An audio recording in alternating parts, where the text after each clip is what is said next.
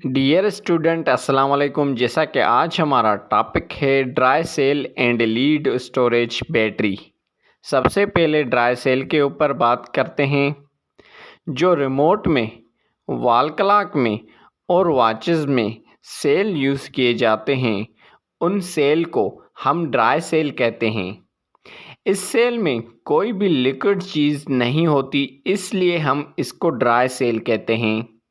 इस सेल को primary cell भी कहा जाता है क्योंकि ये ख़त्म होने के बाद दोबारा चार्ज नहीं होता। ये सेल करंट प्रोड्यूस करता है जब इसके अंदर केमिकल्स में रिडॉक्स रिएक्शन होती है।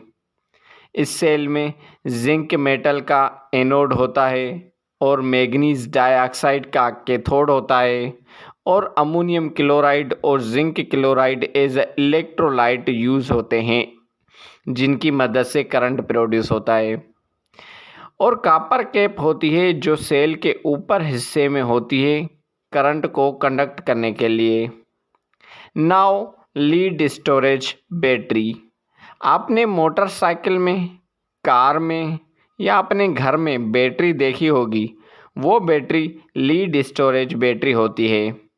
ये बैटरी करंट प्रोड्यूस करती है इलेक्ट्रोकेमिकल रिएक्शन की मदद से, और इस बैटरी को सेकेंडरी बैटरी भी कहते हैं क्योंकि ये ख़त्म हो जाती है फिर दोबारा चार्ज होती है। इस बैटरी में वोल्टेज सेल सीरीज़ में कनेक्ट होते हैं और जितने ज़्यादा वोल्टेज सेल होंगे बैटरी उतनी ज़्यादा बड़ी होगी।